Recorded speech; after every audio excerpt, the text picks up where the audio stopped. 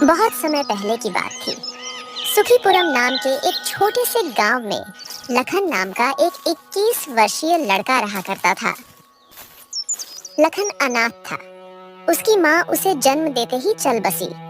उसके पिता, जो उसे पालने का एकमात्र सहारा थे, जब लखन 12 वर्ष का था तब अचानक लापता हो गए और फिर कभी लौट कर नहीं आए। लखन गांव की एक टूटी फूटी झोपड़ी में रहता था। लखन अपनी झोपड़ी में बैठा था, तभी लक्ष्मी नाम की एक लड़की, जिसके हाथ में खाने की थाली थी, अंदर आ पहुंची। ओहो, फिर से ले आई। अरे तुम मेरे लिए बार बार खाना क्यों लाती हो लक्ष्मी? क्योंकि मैं जानती हूँ कि तुम भूखे हो, और तुम भी जानते हो कि मैं तुम्हारे लिए खाना लेकर क्यों आती हूँ। सच बताऊं तो मैं तुम्हारा यह उपकार कभी नहीं भूलूंगा। यह उपकार नहीं है लखन, मेरा प्रेम है। इतना बोलकर लक्ष्मी नजरें झुकाए और चुपचाप झोपड़ी से बाहर निकल गई। कुछ देर बाद लखन बाहर निकल आया। झोपड़ी के सामने गांव का मुखिया खड़ा हुआ था। हाँ, लखन खाना खा लिया। जी मुखिया जी, आपकी पुत्री लक्ष्मी कुछ देर पहले ही खाना देकर गई हैं। हाँ, अच्छा किया। अब तुम बड़े हो गए हो बेटे, अपना ख्याल रखना सीखो। मुखिया जी, 12 वर्ष की उम्र से लेकर अब तक आप ही तो मेरा ख्याल रखते आए हैं, पर अब मुझे शर्म आने लगी है। अब मैं कुछ काम करना चाहता हूँ। हाँ, तुम्हारी बात में सच्चाई है लखन। अच्छा सुनो, गांव के पास वाला जंगल अब पहले जैसा खतरनाक नहीं रहा। अगर तुम्हारा मन हो तो वहां जाकर लकड़ियां काट सकते हो या शहद इकट्ठा कर सकते हो। हाँ, मैं यही करूंगा मुखिया जी। अब समय आ गया है कि मैं अपने लिए और जो मेरे अपने हैं उनके लिए कुछ करूं। लखन जंगल की ओर चल पड़ा। कुछ देर बाद लखन जंगल पहुंचा। हाँ, आज जंगल में अच्छे अच्छे वृक्ष देख लेता हूँ, फिर कल कुल्हाड़ी लेकर इन्हें काट कर लकड़ियां बाजार में बेचूंगा। कुछ भी कहो, मुखिया जी ने बचपन से मेरी अब तक बहुत सहायता की है। अब समय आ गया है अपने पैरों पर खड़ा होकर दिखाऊं। लखन इतना ही कह पाया था कि तभी उसकी नजर एक वृक्ष पर पड़ी, जहां एक चील बैठी हुई उसे घूर रही थी। न जाने क्यों वो चील उसे बड़ी विचित्र लगी। अरे बाप रे, ये बड़े आश्चर्य की बात है। इस चील का आकार दूसरी चील के आकार से तो बड़ा है, और ये मुझे घूर क्यों रही है? लखन ने इतना ही कहा था कि तभी चील उड़ती हुई उसके पास आ गई और इंसानी आवाज में बोली, मैं तुम्हें पहचानती हूँ, तुम वीर शंकर के पुत्र हो ना? यह सुनकर लखन चौंक गया। पर अरे ये क्या, पर तुम तो एक चील हो, तुम इंसान की आवाज में बातें कैसे कर सकती हो? मैं जो पूछ रही हूँ उसका जवाब दो। क्या तुम वीर शंकर के ही पुत्र हो? हाँ, मैं वीर शंकर का पुत्र हूँ। तुम्हारे पिता कुछ वर्ष पहले गायब हो गए थे, जो आज तक वापस नहीं आए। मैं तुम्हारे पिता के रहस्य के बारे में बता सकती हूँ। तुम्हारे पिता कोई साधारण मनुष्य नहीं थे। यह सुनकर लखन एक बार फिर चौंक गया। अरे न जाने कौन हो तुम, मैं ऐसे कैसे तुम्हारी बात पर विश्वास करूं? कभी सोचा है तुमने, तुम पिछले 8 वर्षों से बिना पिता के रह रहे हो, लेकिन गांव में कोई भी तुम्हारे पिता के बारे में बात नहीं करता, तुम्हारी कोई मदद नहीं करता सिवाय तुम्हारे गांव के मुखिया के। तुम तो मेरे बारे में सब कुछ जानती हो, कौन हो तुम? मैं तुम्हें अभी नहीं बता सकती, तुम्हें उसके लिए मुझे श्राप से मुक्त कराना होगा। लखन को न जाने क्यों उस चील से डर महसूस होने लगा और वो दौड़ता हुआ अपने गांव की ओर भागा। घर पहुंचकर लखन जोर जोर से हांफने लगा और डरते हुए बोला, अरे बाप रे, ये जंगल तो बड़ा ही विचित्र है। वहाँ के पक्षी भी मनुष्य की भाषा में बात करते हैं। ना ना, अब मैं उस जंगल में कभी ना जाऊं। तभी वहाँ लक्ष्मी आ गई, जिसके हाथ में खाना था। वो लखन को डरा हुआ देखकर बोली, क्या हुआ लखन, तुम्हारे माथे पर पसीना क्यों बह रहा है? वो भी इस कड़ाके की ठंड में, और तुम इतने घबराए हुए क्यों हो? लखन लक्ष्मी से कोई बात नहीं छिपाता था। लखन ने कांपते हुए होठों से सारी बात बता दी। लक्ष्मी सुनकर डरते हुए बोली, अब तुम जंगल कभी मत जाना। इतना कहकर लक्ष्मी वहां से बाहर चली गई। लखन खाना खाकर सो गया।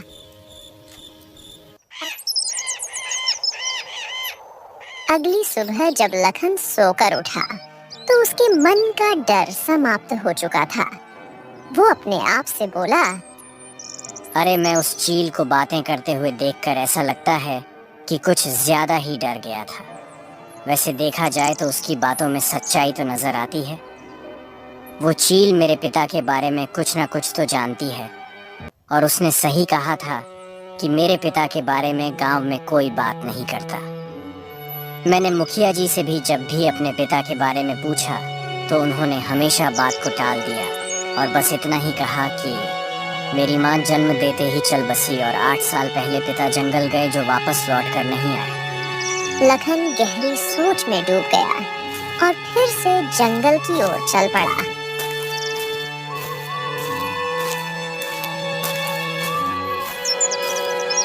कुछ देर में लखन जंगल के उसी स्थान पर खड़ा था जहां वो चील मिली थी। तभी वो चील उड़ती हुई आ पहुंची। मुझे पता था कि तुम जरूर आओगे, क्योंकि तुम भी अपने पिता वीर शंकर की तरह ही बहादुर हो। अब देखो, तुम मुझे बताओ कि तुम मेरे पिता के बारे में क्या जानती हो। कहाँ है वह? क्या वो जिंदा है? कल मैंने कहा था, उसके लिए तो पहले तुम्हें मुझे श्राप से मुक्त करना पड़ेगा। लेकिन तुम चिंता मत करो, मैं तुम्हारी मदद करना चाहती हूँ। तुम मुझे अपना दोस्त समझो। मैं जानती हूँ कि तुम बचपन से गरीबी से जूझ रहे हो और तुम्हें कभी कभी इस बात पर शर्म भी आती है। ये सुनकर लखन उदास होकर बोला, जब मुखिया जी की पुत्री लक्ष्मी मेरे लिए खाना लेकर आती है ना, मुझे बहुत शर्म आती है। क्या है कि वह मुझसे प्रेम करती है। वैसे प्रेम तो मैं भी उससे करता हूँ, लेकिन अभी तक मैं अपने पैरों पर खड़ा नहीं हो पाया हूँ ना, तो आखिर मैं मुखिया जी से किस मुंह से उनकी पुत्री लक्ष्मी का हाथ मांगूंगा। मैं इस जंगल के सारे रहस्यों के बारे में जानती हूँ, चलो मेरे साथ। यह कहकर चील उड़ चली और अर्जुन उसके पीछे पीछे चल पड़ा। कुछ ही देर बाद चील एक गुफा के पास रुकी और जमीन पर बैठकर बोली, यही वो जगह है लखन, तुम्हें इस जगह को खोदना है। लखन जमीन को खोदने लगा। कुछ देर बाद उसे एक बक्सा दिखाई दिया। अब इस बक्से को खोलो। लखन ने जैसे ही बक्सा खोला, उसकी आंखें आश्चर्य से फटी की फटी रह गई। अरे बाप रे बाप, इसमें तो ढेर सारे हीरे जवाहरात हैं। अरे इन्हें तो बेचकर मैं धनवान बन सकता हूँ। ये सब तुम्हारा है। पहले तुम धनवान बनो, फिर मैं तुम्हें बताऊंगी कि मैं श्राप से कैसे मुक्त होंगी। उसके बाद मैं तुम्हें तुम्हारे पिता से भी मिलवाऊंगी। मैं जानती हूँ वो इस समय कहाँ है। उस दिन का तो मुझे बेसब्री से इंतजार रहेगा। अच्छा एक बात बताओ, तुम कैसे जानती हो कि इस गुफा के नीचे यह बक्सा गड़ा हुआ है? शायद तुम भूल गए कि कुछ देर पहले ही मैंने तुमसे कहा था, मैं इस जंगल के सारे रहस्यों को जानती हूँ। लेकिन एक बात और है, मैंने अपनी जिंदगी में अब तक कोई काम वाम तो किया नहीं है। अगर ऐसे में यह बक्सा लेकर जाऊं और रातों रात धनवान बन जाऊं, तो लोग तो मुझसे तरह तरह के सवाल पूछेंगे ना। उसका भी एक उपाय है मेरे पास। तुम गांव के मुखिया से कहना कि तुम व्यापार करना चाहते हो और कुछ दिन के लिए राज्य जाना चाहते हो। फिर वहां जाकर इन हीरों को बेच देना। उसके बाद जब तुम धनवान बनकर लौटोगे तो सब यही समझेंगे कि तुम्हें व्यापार में बहुत मुनाफा हुआ है। हाँ ठीक है, मैं ऐसा ही करूँगा। लेकिन एक बात बताओ, धनवान बनने के बाद मुझे भूल तो नहीं जाओगे? बिल्कुल नहीं, मुझे धन से कहीं ज्यादा अपने पिता से मिलने की इच्छा है। इतना कहकर लखन बक्सा लेकर गांव लौट गया।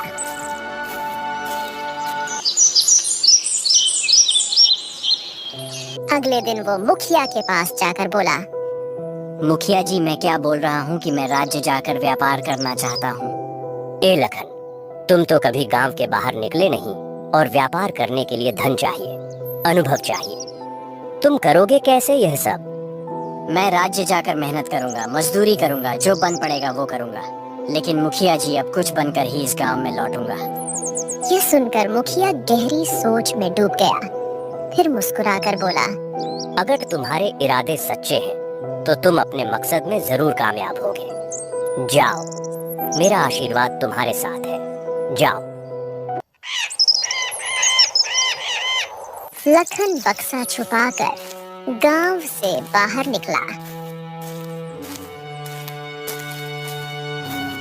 रास्ते में लक्ष्मी उसे मिल गई। राज्य जाकर मुझे भूल तो नहीं जाओगे? लखन ने पहली बार साहस जुटाकर जवाब दिया। लक्ष्मी, मैं जानता हूँ कि तुम मुझसे प्रेम करती हो और मैं भी तुमसे बहुत प्रेम करता हूँ। बस कहने की कभी हिम्मत ना हुई। मैं राज्य केवल तुम्हारी वजह से जा रहा हूँ, ताकि सम्मान के साथ तुम्हारे पिता से तुम्हारा हाथ मांग सकूं। मैं ईश्वर से प्रार्थना करूंगी कि तुम अपने मकसद में सफल होकर लौटो। लखन मुस्कुराता हुआ राज्य की ओर चला गया।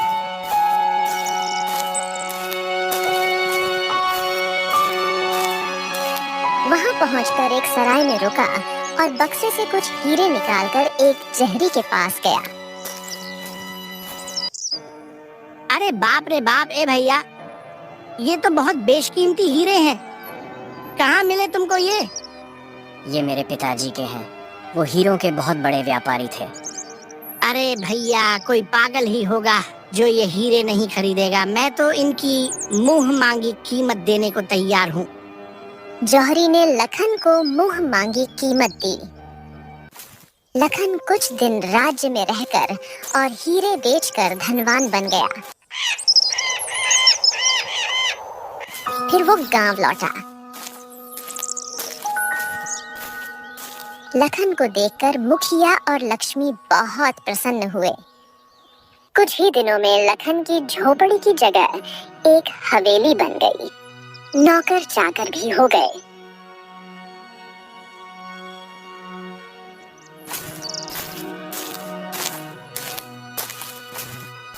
एक दिन लक्ष्मी लखन से बोली, अब तुम धनवान भी बन चुके हो, तुम्हारा सम्मान भी गांव में बढ़ चुका है। पहले लोग तुम्हें अनाथ समझकर दया से देखते थे, अब वो दृष्टि बदल चुकी है। अब तुम मेरे पिता से मेरा हाथ कब मांगोगे? हाँ, चिंता मत करो लक्ष्मी, बस कुछ दिन धैर्य रखो, फिर मैं स्वयं तुम्हारे पिता से तुम्हारा हाथ मांगने आऊंगा। हाँ, मुझे तुम पर पूरा भरोसा है। लक्ष्मी के जाने के बाद लखन खुद से बोला, हाँ, बस एक बार मेरे पिताजी मुझे मिल जाए, फिर मैं अपने पिताजी को ही मुखिया जी के पास भेजूंगा तुम्हारा हाथ मांगने के लिए। कितना खुशी का पल होगा वो। चलो, अब मुझे चील के पास फिर से जाना चाहिए। इतना कहकर लखन जंगल की ओर चल पड़ा। कुछ देर बाद लखन जंगल के उसी स्थान पर पहुंच चुका था जहां उसकी चील से पहली मुलाकात हुई थी। तभी वहां एक साधु आ पहुंचा जो एक वृक्ष के नीचे बैठा हुआ था। कौन हो तुम और यहाँ क्या कर रहे हो? तुम्हारी शक्ल तो किसी से मिलती जुलती है। अब शायद मैं तुम्हारे पिता को जानता हूँ। मैं वीर शंकर का पुत्र हूँ और मैं तो यहाँ अक्सर आता जाता रहता हूँ। ये सुनकर साधु चौंक गया मगर कुछ नहीं कहा और चुपचाप वहां से चला गया। साधु के जाते ही चील उड़ती हुई वहां आ पहुंची। ये साधु तुमसे क्या कह रहा था?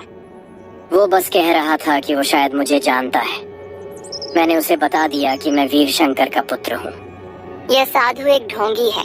उसने केवल साधु का चोला ओढ़ रखा है, परंतु अंदर से वो एक शैतान है। मुझे उस साधु से कोई मतलब नहीं है। मुझे केवल तुमसे और पिता से मतलब है। अब बताओ, मैं तुम्हें श्राप से मुक्त कैसे करा सकता हूँ? चलो मेरे साथ। चील उड़ती हुई लखन को उसी गुफा की ओर ले गई जिसकी जमीन पर लखन को पहले कई कीमती हीरे मिले थे। गुफा के अंदर एक बड़ा ही विचित्र पत्थर रखा हुआ था जो रंग बिरंगी किरणों से चमक रहा था। कल पूर्णिमा की रात है। कल तुम पूर्णिमा की रात इसी स्थान पर आकर आधी रात के समय आंखें बंद करके इस पत्थर को तोड़ देना। पत्थर के टूटते ही मैं श्राप से मुक्त हो जाऊंगी और फिर मैं तुम्हें बता दूंगी कि तुम्हारे पिता कहाँ हैं। क्या मैं इस पत्थर को अभी तोड़ दूं? नहीं, कल पूर्णिमा की रात ही इस पत्थर का टूटना आवश्यक है। इतना कहकर चील रंग बिरंगी रोशनी के साथ वहां से गायब हो गई। लखन चुपचाप वहां से लौट आया। लखन अपने घर पहुंचा, तभी पीछे पीछे वही साधु वहां आ पहुंचा। मैंने अपनी आंखों से देखा है कि तुम चील से बात कर रहे थे। हाँ, लेकिन तुम इस बारे में क्यों पूछ रहे हो? देखो, तुम उस चील को नहीं जानते। वो कोई साधारण चील नहीं है। मैं सब जानता हूँ, लेकिन आज मैं जो कुछ भी हूँ ना, वो सब उसी चील की वजह से हूँ। वो चील मेरे पिता के बारे में जानती है और मैं किसी भी कीमत पर अपने पिता को पाना चाहता हूँ। तुम्हारे पिता अब इस संसार में नहीं रहे। वो चील, वो तुम्हें फंसाकर श्राप से मुक्त होना चाहती है। यह सुनकर लखन क्रोधित हो गया। ओ साधु महाराज, मैं साधुओं का सम्मान करता हूँ, लेकिन तुम्हारे जैसे पाखंडी साधुओं का नहीं, समझे? इससे आगे मैं एक शब्द नहीं सुन सकता। चुपचाप निकल तो जाओ यहाँ से, निकलो। साधु कुछ कहने ही वाला था, तभी लखन अपने नौकरों को आदेश देता हुआ बोला, सुनो, इसे धक्के मारकर यहाँ से बाहर निकालो, निकालो इसको, ढोंगी कहीं का। नौकरों ने साधु को धक्के देकर बाहर निकाल दिया। तभी मुखिया और लक्ष्मी वहां आ पहुंचे। अरे, आप तो वही साधु हैं जो हमारे जंगल में तपस्या करते हैं। आप लखन की हवेली में क्या कर रहे थे और लखन के नौकरों ने आपको धक्का क्यों दिया? वीर शंकर का पुत्र लखन मूर्ख हो गया है। वो वही गलती दोहरा रहा है जिसे उसके पिता ने अपनी जान देकर सुधारा था। लखन के पास जो रातों रात धन आया है, वो उस चील की वजह से आया है। वो चील अर्जुन को पूरी तरह से अपने वश में कर चुकी है। मैंने लखन को सच्चाई बताने का प्रयास किया, लेकिन वो सुनने को तैयार ही नहीं हुआ। पिताजी, मुझे याद आ गया। कुछ दिनों पहले जब लखन पहली बार जंगल गया था, तब वो बहुत डरा हुआ था और उसने मुझसे कहा था कि एक चील ने उससे मनुष्यों की तरह बात की थी। मैं आपको बताना चाहती थी, लेकिन मेरे ध्यान से उतर गया। अरे, तुमने इतनी महत्वपूर्ण बात मुझसे छुपा ली। गजब करती हो बेटा। अगर वो चील अपने श्राप से मुक्त हो गई ना, तो गांव में तबाही आ जाएगी। गांव का एक भी व्यक्ति जीवित नहीं बचेगा। हाँ, बिल्कुल सही, लेकिन लखन सुनने के लिए तैयार ही नहीं है। चिंता मत करिए, मैं उसे समझाऊंगा। मुखिया सीधे लखन के पास गया। लखन, मैं यह क्या सुन रहा हूँ? तुम जंगल में एक चील से मिल रहे हो और वह चील मनुष्यों की तरह बात कर रही है। क्या तुम्हें कुछ विचित्र नहीं लगा कि एक चील मनुष्यों की तरह बोल रही है? ओ, तो आपको पता चल गया। अब देखिए मुखिया जी, शुरू में अजीब लगा था, लेकिन अब नहीं। और मुझे पूरा विश्वास है कि यह बात आपको उस साधु ने बताई होगी। देखिए मुखिया जी, 8 साल पहले मेरे पिताजी रहस्यमयी ढंग से लापता हो गए थे और वह चील जानती है कि मेरे पिता कहाँ हैं।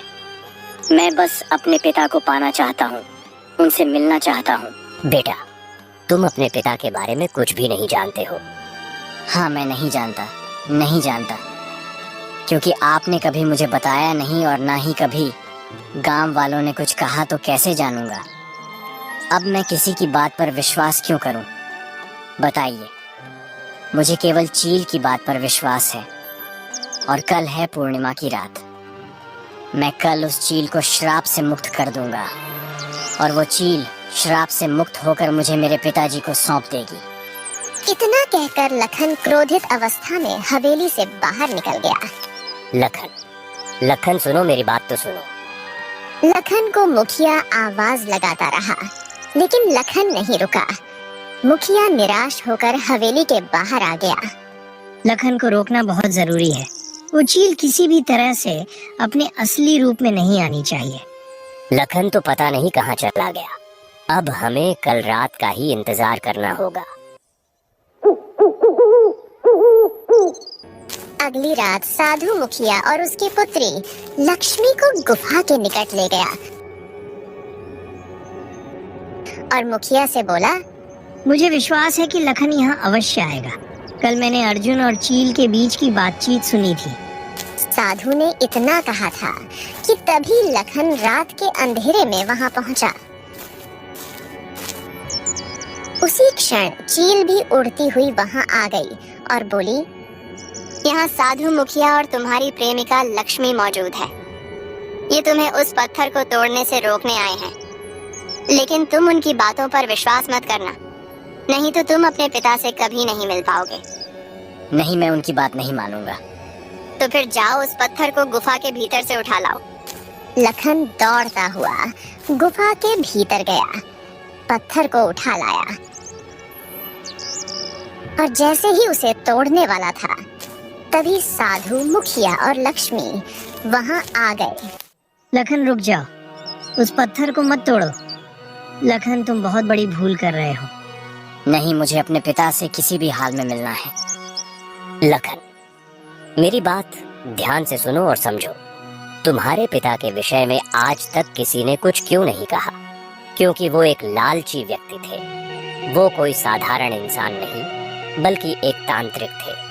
तांत्रिक जो अनेक विधाओं में सिद्ध थे और इस जंगल की सभी अलौकिक शक्तियों को अपने अधीन करना चाहते थे। एक दिन तुम्हारे पिता से मिलने एक सुंदर स्त्री आई और उसने कहा कि वह इस वन की रक्षक है। यदि तुम्हारे पिता उससे विवाह कर ले तो समस्त शक्तियां उन्हें प्राप्त हो जाएंगी। तुम्हारे पिता उसके शब्दों में आ गए और उससे विवाह कर लिया, परंतु बाद में पता चला कि वो स्त्री कोई रक्षक वक्षक नहीं थी, बल्कि इस वन की एक शक्तिशाली डायन थी। डायन, वो तुम्हारे पिता की शक्तियों की मालकिन बनकर गांव को नष्ट करना चाहती थी।